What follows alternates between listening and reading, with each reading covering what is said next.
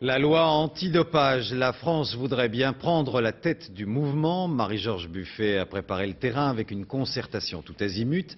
A priori, son projet est plutôt bien accueilli, mais la discussion cette nuit à l'Assemblée risque de se prolonger. Plus de 80 amendements ont été déposés.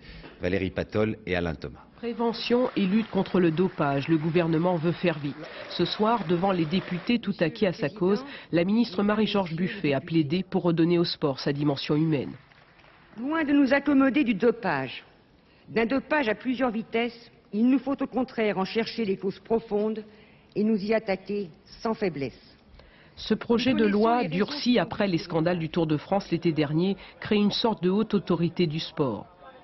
Principale nouveauté, le CPLD, Comité de prévention et de lutte contre le dopage. Indépendant, son pouvoir de contrôle est renforcé. Pour les dopeurs, les sanctions sont plus lourdes. Jusqu'à 7 ans de prison et des amendes de 500 000 à 1 million de francs. Enfin, un dispositif d'alerte médicale et un suivi plus régulier des sportifs impliquent davantage les médecins du sport. Ce texte, en avance sur les pays européens, suscite un large consensus. Mais les députés de l'opposition réclament une plus grande harmonisation européenne et souhaitent que soient levées certaines ambiguïtés.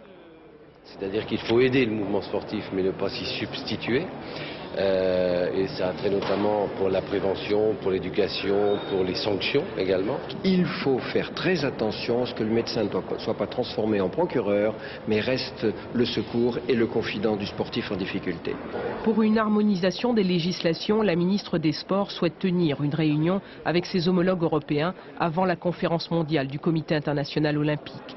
Tous les groupes ont annoncé qu'ils voteraient le texte cette nuit, à l'exception du RPR, qui a décidé de s'abstenir.